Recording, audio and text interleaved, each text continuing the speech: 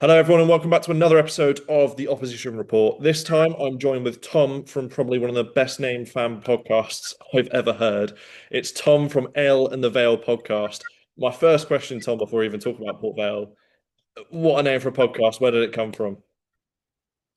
Well, funnily enough, I wasn't actually on the podcast when it first started. I've come into it since, so I can't take any credit for that, and I won't because otherwise the other lads will hammer me for that after. I think, but I think the original idea behind it was that they'd have a drink on the show every week as well, and they kind of talk through what they were drinking that week, something different every time. And ultimately, yeah, it had to stop because we ended up doing about 4 podcasts a week at some point. So everyone was just really drunk all week. Not always the best when you're trying to talk about Port Vale, although I guess sometimes if you're having a bit of a poor season, a drink can help. Yeah, Let's hop straight into it. So let's talk about your start of the season. You've actually had the exact same start to the season as us. You guys are in 22nd, we're in 23rd. Three draws, two losses, I believe, with a loss last time out against Doncaster. Uh, how would you sum up your start of the season so far? I think we're 3 defeats, aren't we? Uh, Yeah, 3 defeats, 2 draws. two draws, yeah. Three defeats, two draws, yeah. Yeah, and it sounds really bad from them stats, doesn't it? From the results, but we've actually I would say 4 of the 5 games we've played really well. Um, the Rotherham and Burton games, both away from home, we were down to 10 men in the first half in both of them. So to get a draw at Burton was seen as a decent result. We probably could have won that. And then Rotherham, we also much second half were much the better side, and we hit the post in the last minute to equalise. But and then the Cardiff game, I think when we drew 0-0 with them, I think with it being on Sky as well, a lot of other opposition fans have said we were probably good value for a win in that. But then last time out against Doncaster wasn't brilliant. We've got 2 home defeats on the bounce now, which isn't good. It's kind of good that you're coming away to us tomorrow then. It is. It is. Obviously, you beat Birmingham midweek in the cup, 1-0, I believe it was. Was there some promising signs in that one? Was there a lot of rotation in the squad for that game? Yeah, they made 10 changes, and we're kind of using that as an excuse as to why they lost. That's not an excuse when you're Birmingham and you've got about And we made 7. players. So Yeah. so. But we were absolutely outstanding on Tuesday. It was probably one of the best performances I've seen for a very, very long time. So I don't know what I don't. That might mean that we're rubbish at the weekend because that's why we're League One. A little bit of bounce coming in then to Saturday's game. What's it been like being back in League One? Obviously, you've had a season away in League Two.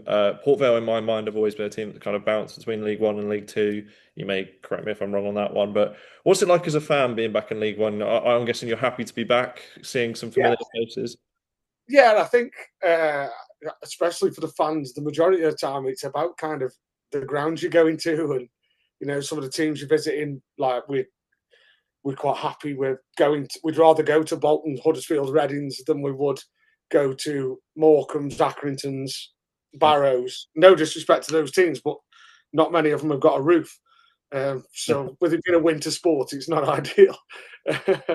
Yeah, not great. Obviously, towards the back end of your League One campaign last time, you appointed Darren Moore as the manager. I guess the expectation was always to bounce back at the first time of asking with the League Two season you had. What was last season like as a fan? Obviously, always good when you get promoted, but was it an enjoyable experience, if you will, or was it a bit stressful at points?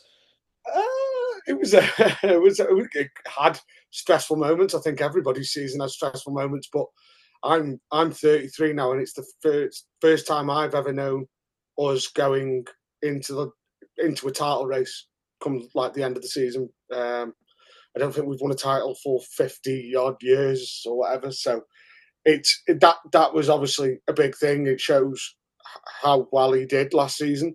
I think there's still some people who are still on the fence with him because he does like to chop and change things around, which obviously when it works, nobody probably gives him credit for. But when it doesn't work, everyone wants to kind of get at him. But no, it was for me. It was an enjoyable season. I don't think you can kind of finish second and really rule it out as a rubbish season. Yeah, we'll talk about the summer, obviously going from League Two into League One. So I'll run through your guys' transfer business. Obviously, with deadline day coming up, I'm sure you may still add one or two more. But in case running fans aren't aware, the Vale bought in Dejan Brown on loan, I'm going to say Gauchi, but I might be wrong. Ouch. Gauchi, Mo Fow on loan, Rico Richards on a free transfer, two ex-Shrewsbury players in Marco Marusi and Jordan Shipley, Liam Gordon on a free, Ben Waine on a free, Cam Humphreys on a free, and Jordan Gabriel on a free. Then outgoing, you've had Nathan Smith, Ethan Chislett, Thomas Sang, Raheem Harper, Jason Lowe, Diamond Edwards, and Dan Jones. And obviously the big one being, I'm definitely going to butcher the pronunciation of this name, Laurent Talaj. Talaj? To lie. Talai for 1.4 million. We'll start off with him. How much of a big miss is that going to be? Because that would have been the thing that stood out to me as a non-Vale fan as a big loss. It's you know when someone takes your main striker, it's not great. But I think we only signed him 12 months ago for I think around £200,000. So to then make £1 million profit in 12 months, when you're a club the size of Vale, you can't really argue with that. Um, yes, he was a brilliant player, but no player is bigger than the club. He was in the side that lost games this season. It's not, he wasn't in the side that's in either side that's won in either away at Blackpool or Birmingham in the League Cup. So it's kind of like, were we putting too much through him maybe?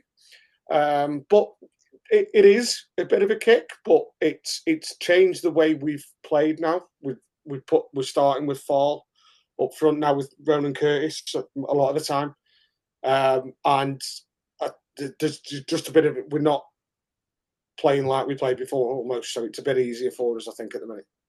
Yeah, I was going to say in terms of your incomings, I would look at maybe a Ben. Is Ben Wayne's a centre forward? Is maybe or Mo Fowl as the replacement, or am I? Yeah, Ben Waine has split the fan base down the middle, I think, at the minute.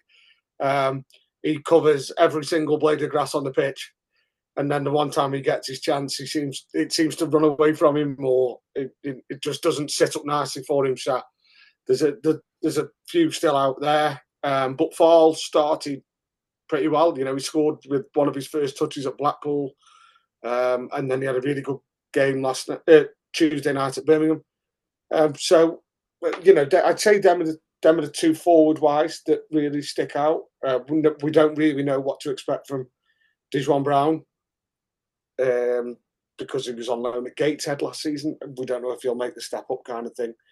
That's a big step up from the National League up into League. Yeah, I mean he's on loan from Derby, but again, they've still not played. He's played 18 games for Derby, I think, in 2 years. So if you had to grade your transfer window, your sort of A, B, C, D, what would you grade it so far?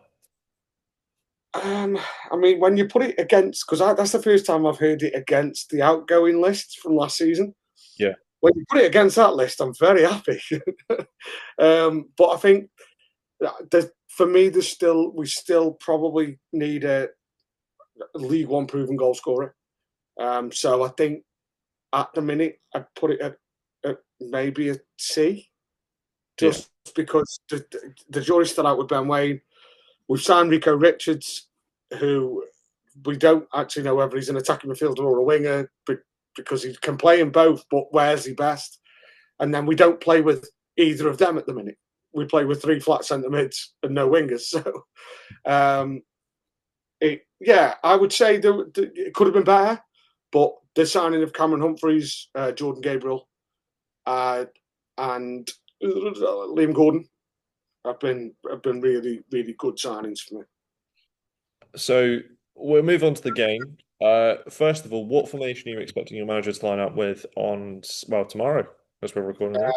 I would expect I mean, it would have been 3-5-2 Yeah. until Tuesday when we played a 3-4-3.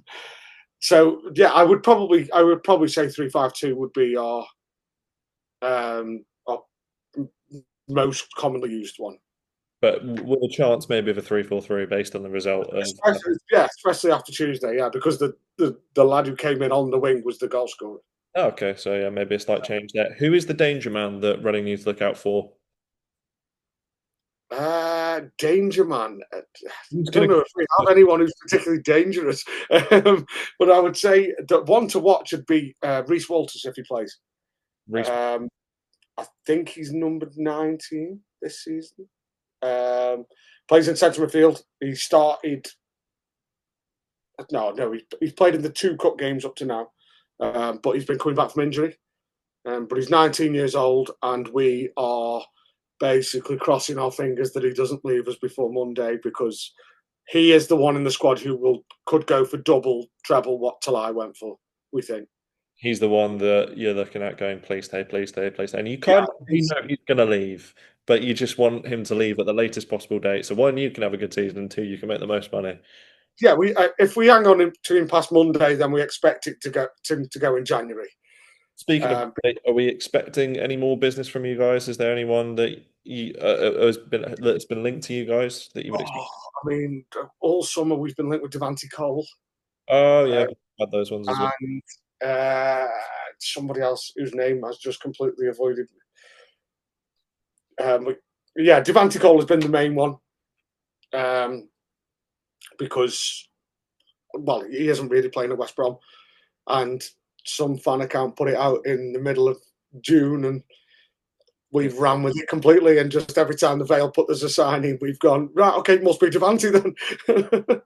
Yeah, he's a proven goal scorer at this level as well. So speaking of our conversation before, it's definitely if you're saying you need a proven goal scorer, that's someone that would definitely ease those issues. Let's talk about the season then. Obviously recently promoted, but I wouldn't say you're one of the. I don't like using this word, but one of the smaller names within League One.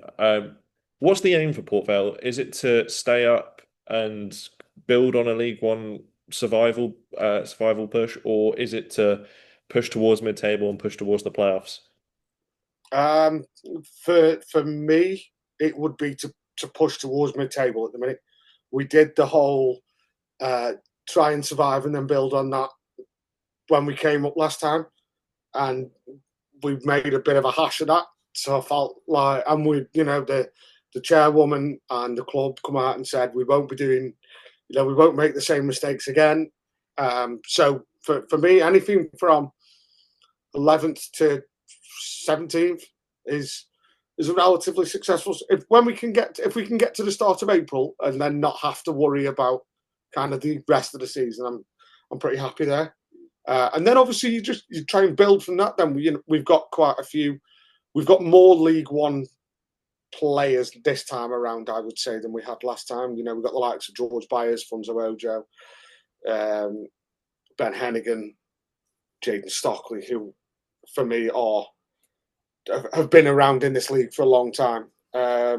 So yeah, I feel like we're more equipped for it this season. And the way we've started, I know it doesn't look like it on paper with 2 points on the board, but the way we started, I've been really quite pleased with. And then obviously, if we beat Arsenal in the next round of the cup as well, we can go and win the Carabao Cup.